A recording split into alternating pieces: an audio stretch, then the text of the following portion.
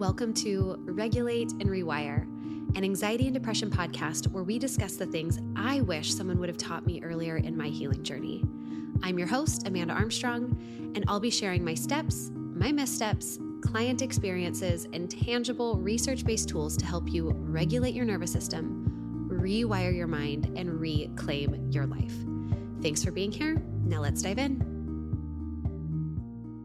Hey, welcome back. Today, I want to talk about all things navigating the holidays while also protecting our mental health.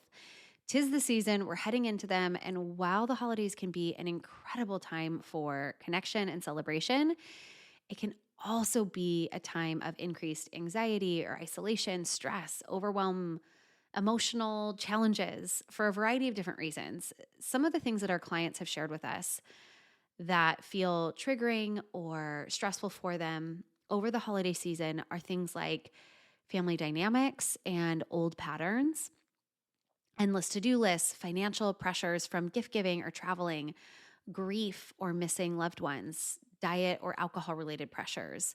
Some of our clients have mentioned social obligations or even magnified loneliness. Something that was mentioned recently was the pressure to feel cheery or feel happy when you might not actually feel that way. And today's conversation may feel a little bit segmented or all over the place. My hope for this episode is that you walk away with something, some nugget that feels personally applicable for you that can offer some support for the holidays to approach them with more intention, more care for your mental health.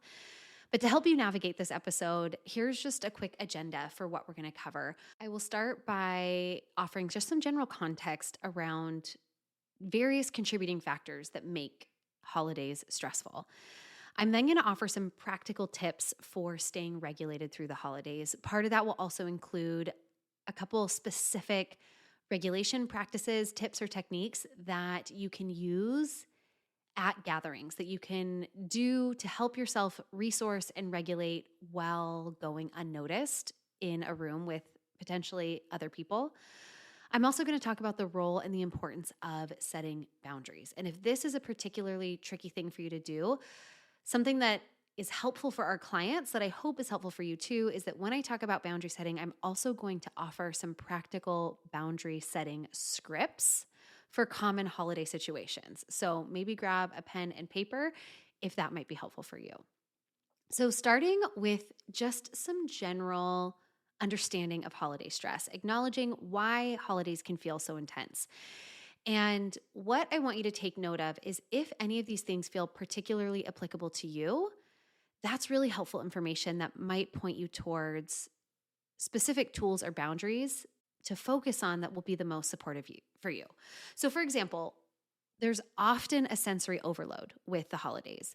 Bright lights, loud conversations, crowded spaces, lots of sugary foods, internal and external sensory overload that can be really overwhelming for our nervous system, especially if you are somebody who is sensitive to stimuli or prone to anxiety. And if you're listening to this and it's like, oh my gosh, yes, that's totally me, awesome. There are going to be tools or practices that help to minimize sensory overload that might be specifically helpful for you. You also might want to take note of some of the boundary scripts that give you the words to take breaks, to walk away from anything that feels particularly overwhelming. Holidays can be really stressful because there's also a lot of emotional weight.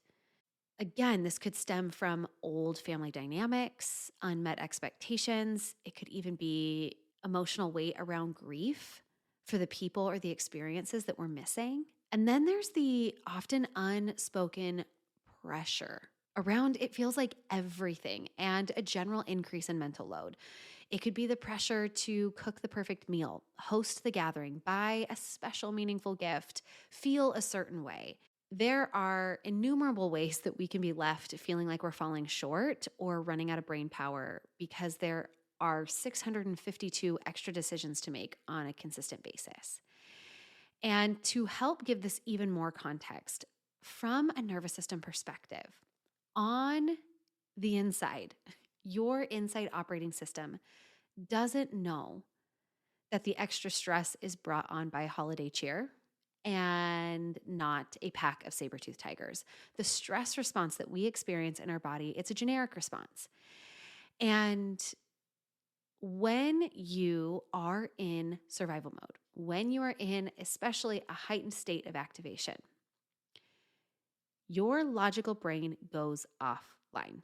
And I feel like this is an important concept to touch on before I give you any tangible or practical support strategies, because I think the most supportive thing that we can do or offer ourselves as we navigate holiday stress is to cultivate and offer self-compassion.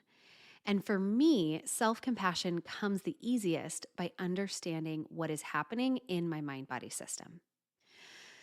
So for a moment, I want you to think about your brain as having three functional parts: a lower part, a middle part, and an upper part. The lower brain is your survival brain. This part of your brain is responsible for the most basic survival functions. Then you have your middle brain. This is your emotional brain. Your top brain is your logical brain. When you are in survival mode, when you are stressed or anxious, your logical brain goes offline. I sometimes refer to this as you've flipped your lid, and we've talked about that concept in past episodes. But what is happening is you've actually stopped sending electrochemical energy to your prefrontal cortex, to the logical part of your brain, because brains are efficient, and you do not need to think rationally to run away from a saber-toothed tiger. So when you are in moments or days even of high stress or anxiety, it is your emotional and survival brain running the show. And when this happens, you always default to your most well-worn patterns. Your most well-worn patterns of coping, patterns of protecting, of reacting, of habits. And so if you find yourself in moments of high stress, defaulting to shutting down or getting defensive or turning to cravings or whatever your old patterns were, if you find yourself snapping at loved ones, avoiding conversations, people pleasing to keep the peace, possibly falling into all of the old patterns that you have worked so hard this past year to rewire, this is my invitation for you to notice when you have fallen into those old patterns,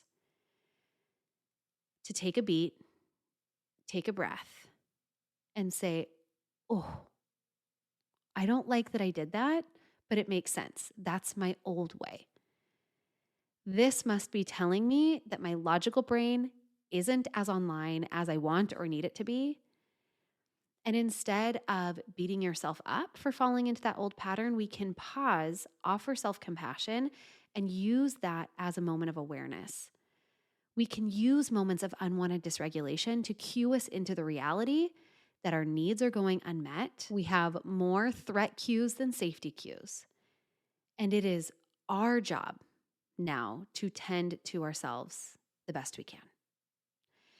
And you can tend to yourself. And that segues really nicely into our first kind of big topic for today, which is practical tips for staying regulated during the holiday season. Now, before you can determine the best tools or practices for you, it can be really helpful, like I mentioned a few minutes ago, to assess what part of the holiday feels the most stressful for you. So is it the large crowds and the constant noise? Is it the family dynamics or sensitive conversations? The overwhelming to-do lists or feeling like you don't have enough time, you don't have enough money? There's a sense of scarcity here. Or maybe it's the pressure to feel or act a certain way, even if that doesn't really align with how you're feeling. It can also help to know how you become dysregulated. So is it that when you become dysregulated, it's more of an anxious activation, a fight or flight response? Is it more of a fawning or people-pleasing response? Or is it more of a protective disconnection, shutdown, dissociation? Because looking at what causes you to feel most stressed and how you show up when you feel stressed informs which practices may fit best for you.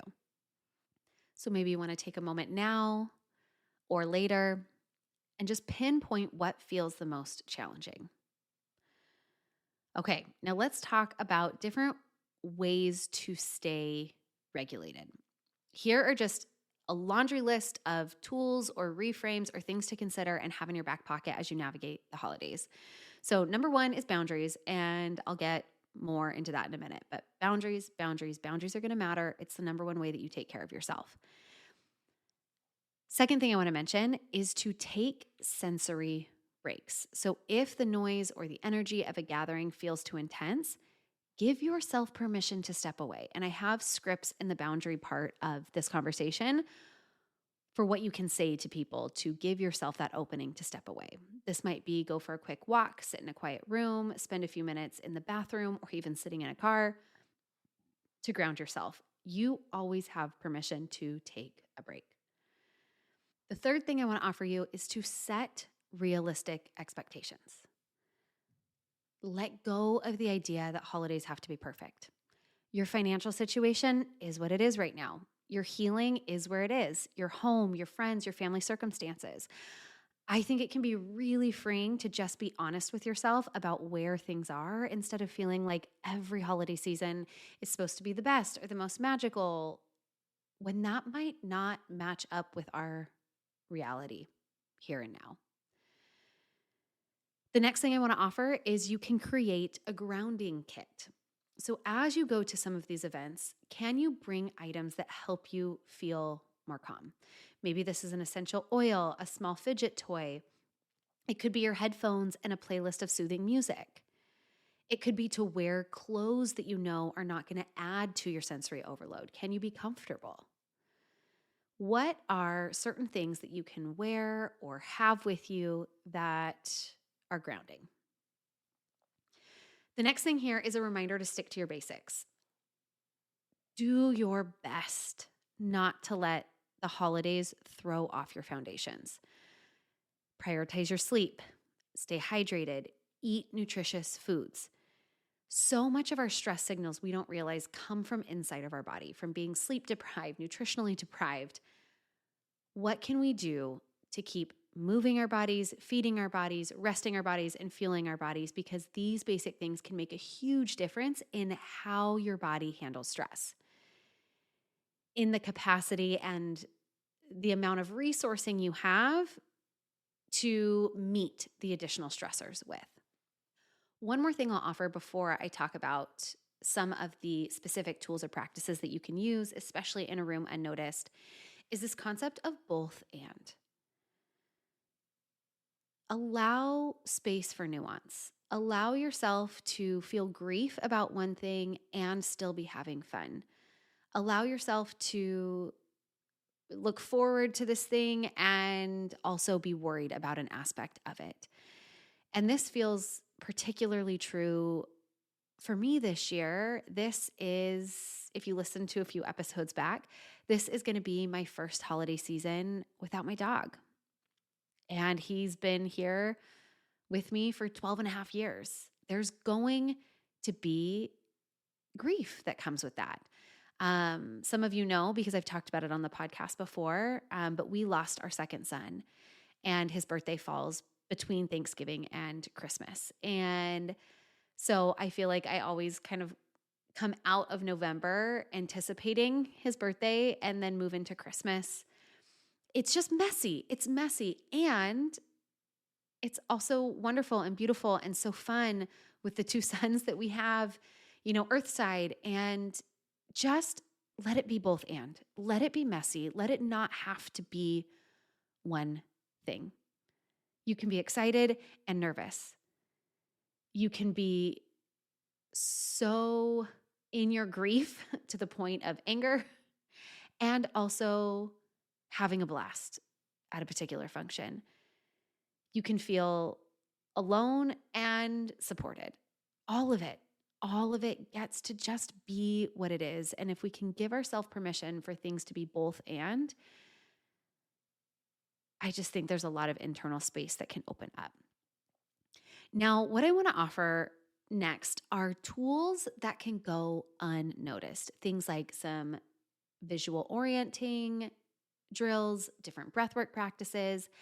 And I know it can be really cliche to say that, like, when you start to feel overwhelmed, try taking a deep breath.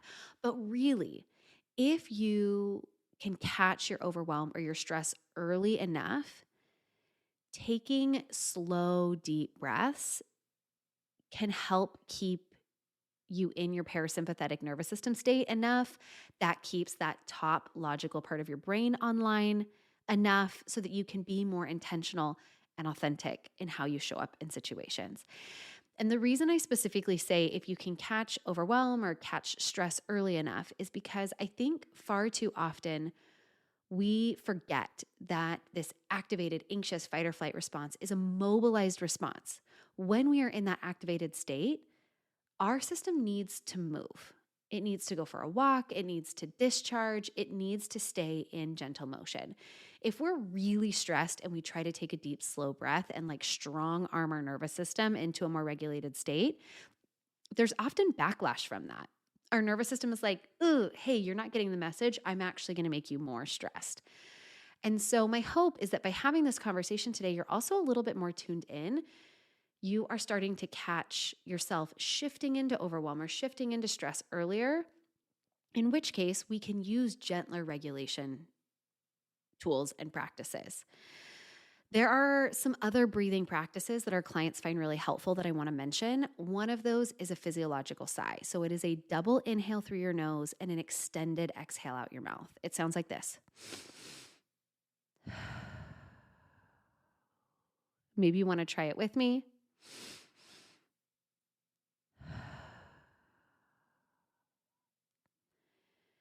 Double inhale through your nose, extended exhale out your mouth. I love this one because, again, it can go pretty unnoticed. This is also something, and we've talked about this many times on the podcast before, but it's something that our body naturally does to settle and recalibrate. Think about a toddler who's upset. When they're done being upset, it's kind of the this is a way we can purposely elicit that similar response. Another breathing practice that can be helpful in grounding is something called box breathing. So you inhale to the count of 4, hold your breath to the count of 4, exhale a 4 count, and hold your breath for a 4 count. So if you want to do that with me now, go ahead and let all your air out. We're going to breathe in, 2, 3, 4, hold, 2, 3, 4, breathe out, 2, 3, 4, and hold, 2, 3, 4. So this signals to your nervous system a sense of safety. I also like box breathing because it adds a level of cognitive distraction when you're counting. So if your thoughts are spiraling out or you really just need to bring yourself here and now, that counting can help to pull yourself out of those thought spirals and be really grounding. And again, I'm suggesting breathing practices and visual orienting together because there is often anxiety or dissociation happening when you are around other people. And the tools and practices that go unnoticed are just the most practical. They may not be the best ones for whatever you're experiencing, but they're the most practical for the situation, therefore making them our best option in the moment. Now, some context for visual orienting is that when we are in states of dysregulation, our vision changes. Often our pupils will dilate, we become really tunnel visioned, our peripheral vision kind of turns off. So visual orienting is allowing yourself to slowly scan the room. If you notice when you're feeling anxious or stressed, your eyes often dart from one thing or one person to the next. With visual orienting, you do a slow lateral gazing. So you're just looking around the room, allowing your eyes to just shift from one thing to the next. And my personal favorite visual orienting practice is something called color spotting. Again, because it adds that element of mind or cognitive distraction. So if I were to tell you right now, pick a color, any color, what color do you choose? Awesome. My color is orange. Your color is whatever came to your mind first. And I'm asking you this now because you don't want to choose a color in the moment. You want to have your color already chosen. So with color spotting, if you want to do it with me right now, look up and around your space and just note all of the items that are your color. And it's okay if there are no items of your color in the room. Part of the goal is just the looking. And that's it. That's color spotting. What it does is it allows you to engage near and far viewing patterns. It often engages your peripheral vision. All of that orients you to your environment and communicates safety to your nervous system. Now, two other practices that can usually go unnoticed is number one, holding an ice cube underneath the table. So, this is an uncomfortable sensation that brings you back into the present moment, out of your spiraling mind, and you typically will have to take a few deep breaths to continue squeezing an ice cube in your palm for about a minute. And the last unnoticeable tool that I will share with you today is one that I use a lot because I know this is a high payoff practice for me, which is rubbing my neck. So if you just take your hand right now to the side of your neck, you'll feel this chunky muscle that starts behind your ear and connects down near your collarbone. Maybe if you turn your neck to the side, it's easier to find. This is called your sternocleidomastoid. And there's no really right way to rub or massage your neck here. This is just a place where your vagus nerve innervates pretty close to the skin. And so sometimes I'll just put my hand up to my neck, give it a little rub, and I know that that helps to activate and stimulate my vagus nerve, and it settles my system. Now, quick review of these tools that tend to go unnoticed. It could be taking a deep, slow breath, that physiological sigh, double inhale, extended exhale, or box breathing. You might do visual orienting. You could do color spotting. Another one is to just like wiggle your fingers in your peripheral vision. Hold an ice cube, rub your neck. And one final tip I want to give with these practices is do not wait until the event or until you are dysregulated to try these. You want to practice them now. You want to see if in minor stressful situations, any of these feel more or less helpful for you. By practicing them now, you are going to be more familiar with them in moments of dysregulation when you need them most. So practice these different tools now. See if there are any of them that feel like a better fit for you. That way you can quickly turn to it when you need it. All right, now let's shift gears and talk about boundaries. And like I mentioned, if you are somebody who typically struggles with boundary setting but knows you need to, grab a pen and paper because the most helpful part of today's conversation might be the verbatim boundary scripts I'm going to offer you. But before we get too far into this, I want to say that boundaries aren't hard to set because you suck. Boundaries are just hard. They put us in a position where we risk disappointing or angering other people, and that can feel really unsafe to our nervous system for a variety of reasons. And what I want you to know is that if you have to choose between disappointing yourself or disappointing someone else, quit choosing to disappoint yourself. I also want you to know that you might be on the receiving end of somebody else's boundary setting this holiday season, and that can also be really uncomfortable. And so to help you navigate both sides of boundary setting, I want you to remember this, that boundaries are set by people who care enough to let you know how they can stay in relationship with you without resentment. I'm going to repeat that. Boundaries are set by people who care enough to let you know how they can stay in relationship with you without resentment. This also means that you set boundaries with other people to let them know how they can stay in relationship with you without resentment. People who don't care don't bother setting boundaries. And just like it is not somebody else's job to manage your possible disappointment with their boundary that they need to set for themselves and their reasons and their mental health, it is also not your job to manage the possible disappointment of setting a boundary with other people. It is your job to take care of you and potentially your tiny humans if you have them. And so I want to reiterate, boundaries are essential because they help us protect our energy and maintain our mental health. They are not about being selfish. They are about being clear about what you need to stay healthy and present. Now, here are a few types of boundaries that you might consider. So the first is physical boundaries. This could be things like deciding how long you're going to stay at a gathering, whether you're comfortable with hugs, physical closeness, with anybody or particular people. And so pausing to ask yourself, are there any physical boundaries I feel like I need in place this holiday season? Other types of boundaries might be emotional or conversational boundaries. So, not engaging in certain conversations that might feel triggering or harmful for you. Is there a way that you can steer away from conversations or topics, things like politics or parenting choices, or your personal life in a way that feels intrusive or uncomfortable for you? And one thing we get asked sometimes by our clients is, how do you know when you need to set a boundary?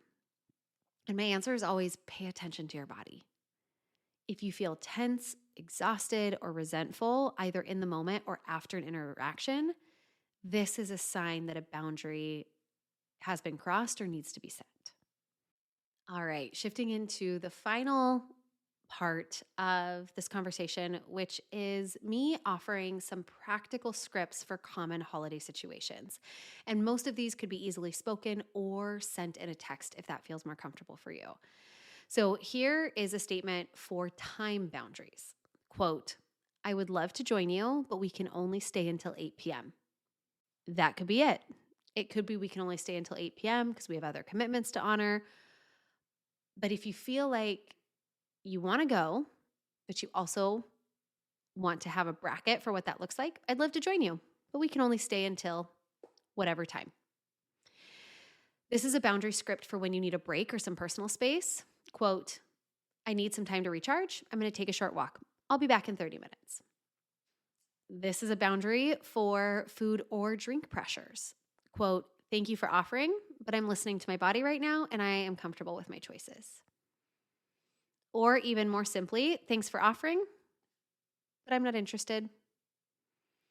Or even more simply, no thanks. And if they offer again, simply repeating, no thanks. One thing I want to note about boundaries is that oftentimes other people will push back on them, even well-meaning people, because they don't know how to be okay with their own discomfort. It's not as big of a deal to them as it is to you. And I find that simple repetition is often the easiest way to hold your boundary, and it makes the other person feel silly enough that they usually stop. And what I have found to be true for me is I often try to defend my boundary if somebody pushes back against it, and you do not need to defend your boundary. And so maybe simple repetition is going to be the magic ticket for you this holiday season. So it might sound like when somebody is pressuring you to stay longer and you set this boundary, I've had such a nice time, but I need to head out now. Thanks for having me. Oh, come on, stay later. I'm leaving now. Have a good night. Seriously, you're leaving? I'm leaving now. Have a good night. Thanks for having me. This simple repetition, eventually they run out of, oh, come on. Or maybe the circumstance is you feel overwhelmed by a task or an expectation. And you set your boundary, set your guidelines, quote, I'd love to help, but I can only manage insert specific task right now. Can somebody else take care of it? And maybe they respond with like, no, not really. There's nobody else. Like I said, I'd love to help, but I can only manage X. And maybe they even say, well, then that leaves all of this to me. Like I said, I'd love to help, but I can only manage X. And remember, it is not your job to manage the other person's frustration or disappointment. It is your job to know where you need to draw the line so that there is no resentment and you're taking care of you. This could be a possible script when somebody asks about a sensitive topic. Maybe you say, quote, thanks for asking, but I'd rather not talk about that. How about we focus on insert another topic instead? Oh, come on, it's just a simple question. Answer it. Repeat. I'd rather not talk about that. Well, why not? Because I don't want to. And if you continue to ask, I'm going to leave the table. And why I wanted to add that second part is I typically work with clients to come up with full boundary statements being an if and then. There's the request, and then there is what I will do if that request is not honored. With each of the boundaries you set, there has to be a way that you will hold your boundary if that person doesn't respect the guidelines or requests that you've offered. So if someone is trying to pressure you to stay longer, the way that you hold your boundary statement is that you will leave. If somebody insists on talking about a topic that you have made a request to avoid, you can remove yourself from that situation. You can ask them to leave your home if they're in your home. And it really, really sucks when somebody makes you do that. But I have found that having a pre-planned exit strategy from a conversation or an event or a moment can help support yourself in setting and keeping those boundaries. It is okay if setting a boundary feels uncomfortable for you and the receiving party. You are still responsible for your own well-being. And one more thing that I want to say here is that it's also okay to set expectations or boundaries around finances or gift giving. I know for so many people, holiday spending is the hardest part. And a financial boundary is a clear limit that you set around money to protect your financial well-being that is very, very tied to your overall mental well-being. So here are some examples of what a financial boundary could sound like. For gift-giving pressure, quote, I'm sticking to a budget this year, so I won't be able to exchange gifts, but I'd love to spend time together instead. For group activities that are expensive, quote, that sounds like so much fun. It's outside my budget right now. Can we plan something more affordable? Maybe the situation is that you're being asked to contribute to a particular gift that's beyond your means. You could say something like, quote, I'd love to help, but I can only contribute X amount this time. Again, if somebody else has chosen to do a bigger thing, you're not responsible for their expectation of your financial contribution. You are responsible for contributing in a way that keeps you financially in an okay position. Or maybe this is for managing expectations with children or family. Quote, this year we're focused on meaningful, simple gifts instead of spending a lot. I want to prioritize connection over cost. And with each of these scripts, there are limitless ways that you can personalize them to your unique needs. But what I have found so often to be true in my own life, but also in the experiences of our clients, is that they have self-sacrificed for a really, really long time that they don't even know where to start. What would a boundary even sound like? What would setting that limit, what does taking care of me over somebody else even possibly look like? And so my hope is that offering these scripts, there was just something in your mind or in your system that was like, oh yeah, that could be helpful. Or this is how I could tweak this to make it more applicable to me. So as we wrap up today's episode, I want to emphasize how everything we've talked about, whether it's the grounding practices or setting boundaries, creating more moments of space and rest and distance from sensory input, this all plays a vital role in supporting your mental health and nervous system regulation. The holidays can stir up so much for us, but when you prioritize these practices, when you ensure that you're taking care of you while also showing up for all of the extra things and the people around you that the holidays ask of us, you are giving your nervous system what it needs to feel more safe and balanced and present in all of that. The different grounding practices can help calm your body's physiological responses to stress, while the boundaries help you to create a sense of control and help you to protect your emotional energy. And together, these practices really help you move through the holiday season with greater resilience, reducing the likelihood of total burnout, overwhelm, resentment. All right, bringing it to our 3 tangible takeaways. Number 1 is that self-compassion might be the best holiday tip. So remember that when we are in a high-stress state, we're going to default to our old patterns, even the ones we've worked so hard to rewire. Ooh, notice when you've fallen back into a pattern. Okay, this makes sense. This is telling me I need to step back. I need to have a moment of care to become more regulated again so that I can step into situations and responses and reactions more intentionally. Number 2 is that sometimes the most practical regulation tools are the ones that can go unnoticed.